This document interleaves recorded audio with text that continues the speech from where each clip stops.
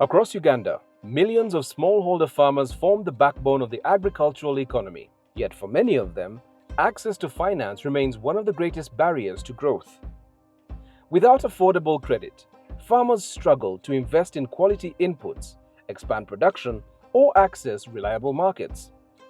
As a result, productivity remains low, and many smallholder households remain trapped in a persistent cycle of poverty. For years, financial institutions have faced difficulties lending to this sector, leaving many farmers excluded from formal financing systems.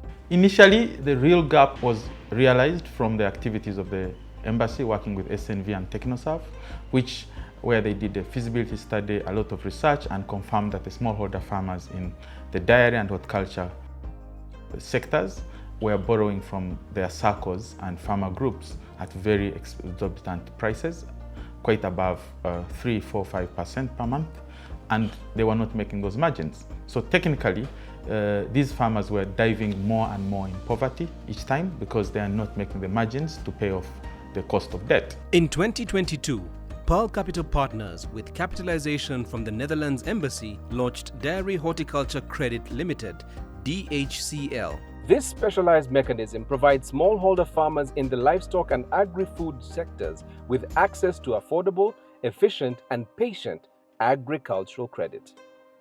To ensure last-mile reach, DHCL utilizes a wholesale lending model. PCP provides capital to trusted farmer organizations, including SACCOs, cooperatives, agri-SMEs, and fintechs, who then on-lend directly to smallholders.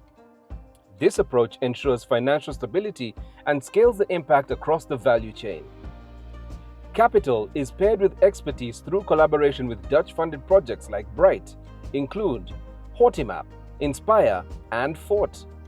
Working with technical leads such as IFDC, SNV, TechnoServe, Goal, and Agri, we strengthen farmer organizations and extension services to ensure long-term food and nutrition security.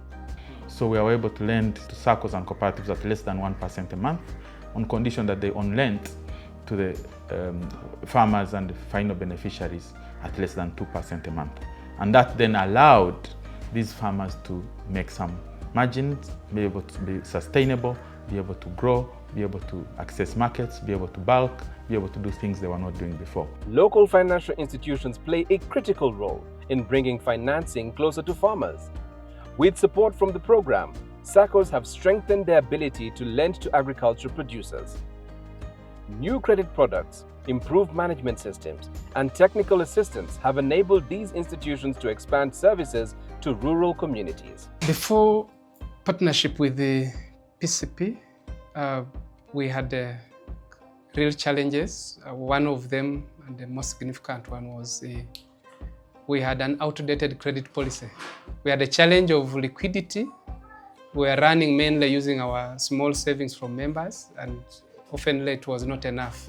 And the biggest challenge that we had as Nyabyumba was high default rate for these agricultural products because of climatic changes and losses that these farmers would access. It was hard on our side to give someone money to go and stay with it for 3 or 4 months without bringing it back, and yet the capital was small. We got linked to PCP through business partners like TechnoServe and this other one. So we had several trainings with TechnoServe and SNV. So in those trainings, we identified the challenges we encounter in the course of operation of business. So they supported us in developing a business plan and the horticultural product. We started with 200 million, and their terms were more favorable to us. And it also made us to give farmers to a favorable conditions based on the cost of the fund that we've accessed from BCP. When we are giving out loans to encourage gender inclusiveness, we are always encouraging 70% of women to take up these loans. And then the 2% is for people with disabilities, and the 25% is left for the men. The most significant changes we have had increase in membership. We have registered increase in shares from 367 by 2024 to 464 as at now. Then also the savings have increased from 1.1 billion to 1.5 billion. Also our loan portfolio book has increased because of this fund and the credit we have been accessing from Pearl Capital Partners from 1.6 billion to 2.5 billion. As Nyabyumba, we got an opportunity to get a free, paid-up management information system that was supported with the support of the Pearl Capital Partners and together with the Bright Project. And also the PCP, they have linked us to different off-takers and very additionals. And as we talk now, the produce of our farmers, we have the market. This is market now, and the farmers are happy. We go to communities, we sensitize them, we tell them about our products, and we encourage them, since women in most cases don't own property. We always encourage the group guarantee in the group lending methodology. That is strengthening their ability to come and borrow from the circle. One of my friends who told me about the Bay Circle, that you can be a member, and then also when you become a member, you will access some loan. So I started with the little money, 3 million shillings.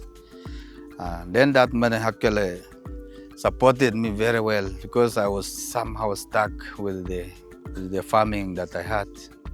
It supported me, and in 4 months, the onions were ready and I sold. I paid back the money. Imwene chindi kusimire zo sente munonga zikongera amani ge kandi ntasayeka mwene zikatwongera amani abwo kuba tukareba umusharuro gwatandika kweyongera ebitoki hati nitujya kandi tuguza tuyihame sente tuhera abana school fees. For them, they give us grace period of 4 months, unlike other banks or other societies. So at least I'm able to get manure. Now I have food for my family. When I grow beans, maize, using that manure, at least the yields increase. Beyond access to finance, strong farmer organizations are essential for connecting producers to markets. Cooperatives play a vital role in the provision of high-quality inputs, aggregating produce, strengthening bargaining power, and improving price stability for farmers. Through the program, these organizations have strengthened their bulking and marketing systems.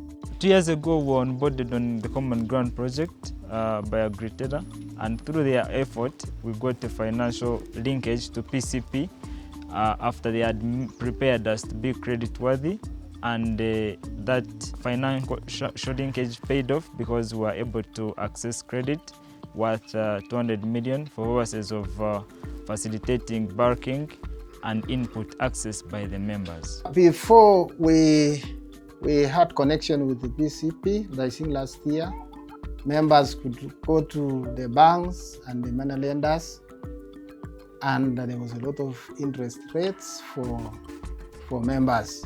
We have had linkages to the market, that's market access. I want to tell you that before this, we used to sell things just to the middlemen, but now we have formal agreements with some partners, off-takers. The potato we used to sell at 50,000, now we can sell at 150. For many farmers, digital tools are also expanding access to finance in new ways. Through platforms like Akabox, farmers can apply for loans quickly and receive financing when they need it most. Akabox is a system, you can call it an app. It's a digital financial inclusion system that enables smallholder farmers to manage and monitor their savings together as groups. So in digitization, they are able to save, to do saving, to do monitoring of their savings, to do credit, and that is borrowing from each other. It captures also emergencies, because in villages, it's a form of insurance for them, those emergency loans. The system captures that, and then they are able to pay back the loan. Also for those fines, the system captures the fines, and also they are able to see the portfolio and credit score themselves and also as a group. But the real impact of this work is seen in the lives of farmers themselves. Access to financing and technical support is enabling smallholder farmers to increase production, improve incomes, create jobs, nutrition, and build more secure futures for their families. What we do is that our approach builds from what you call the farmer agency to empower the owners of these farm organizations to have a mindset of I can do it myself, so that they become more reliant on themselves, they understand their roles, they understand their responsibilities, and what they are entitled from their farm organization. We empower the farm organization to respond to the needs of these owners after we have built their farmer agency at the household level. The progress achieved so far demonstrates the power of partnerships between financial institutions, technology providers, and farmer organizations. But the opportunity for growth remains immense. In the end, the next steps for expanding the fund is we are talking to potential partners that could fund, recapitalize and increase the capitalization in the fund. We are also talking to other co-investors, other microfinance institutions and commercial banks to join us in lending to some of these farmer cooperatives and farmer groups. And we are also talking to off-takers, people like SAMs that do potatoes. Those SMEs are starting to notice our impact and are willing to work with us and guarantee some of the farmer groups that would otherwise not have been able to access finance because of security requirements. And we are seeing some of those contract financing models working. There is a lot of working with partnerships and engagements with other players.